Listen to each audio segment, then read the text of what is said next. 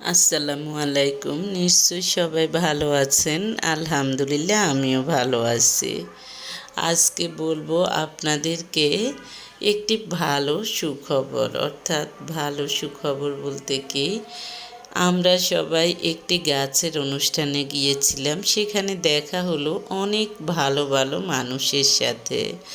ভালো মানুষের সাথে মিশলে, ভালো মানুষের কথা শুনলে মানুষ অনেক ভালো থাকে। ফিজিক্যালি, মেন্টালি সব রকমই ভালো থাকে। তাই সবসময় ভালো মেন্টালিটির, ভালো কোয়ালিটির মানুষের সাথে মিশতে চেষ্টা করবেন। ভালো কোয়ালিটির মানুষের সাথে মিশলে আপনি অন্ততপক্ষে কিছু শিখতে পারবেন, অর্থাৎ ভালো কিছু শিখতে পারবেন, ভালো কিছু অর্জন করতে পারবেন, যা আপনাকে ভালো রাখতে সাহায্য করে এবং আপনিও অন্যদেরকে ভালো রাখতে পারবেন।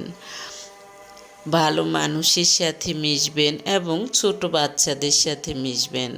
ছোট বাচ্চাদের সাথে মিশলেও কিন্তু মানুষের মন ভালো থাকে।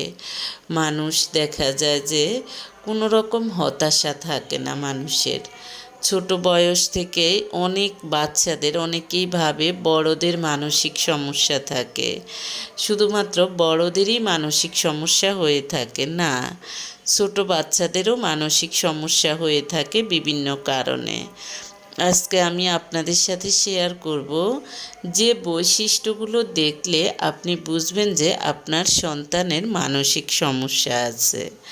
যেমন সমবয়সী বাচ্চাদের থেকে ভিন্ন এবং অস্বাভাবিক আচরণ করা, সব কিছুতে অতিরিক্ত চঞ্চলতা, রাগ, জেদ এবং অবাধ্য আচরণ করা, অতিরিক্ত রাগ থেকে নিজেকে কিংবা অন্যকে আঘাত করা, সারাক্ষণ বিষণ্ণতা বা অবসাদে ভোগা, অন্যের প্রতি প্রতিশোধমূলক এবং উগ্র আচরণ করা, শিশুর ঘন ঘন মাথা ঝাঁকানো, সারাক্ষণ অন্যমনস্ক অবস্থা এবং দিবাস্বপ্নে বিভোর থাকা, অস্থিরতা, ভুলে যাওয়া এবং উদ্ভ্রান্তের মতো চটপট আচরণ করা, একটানা অতিরিক্ত সময় নিয়ে কান্না করা, দৃষ্টিকটু এবং নেতিবাচক আচরণ করতে থাকা, রুটিন অনুযায়ী কাজ করতে পছন্দ করে না,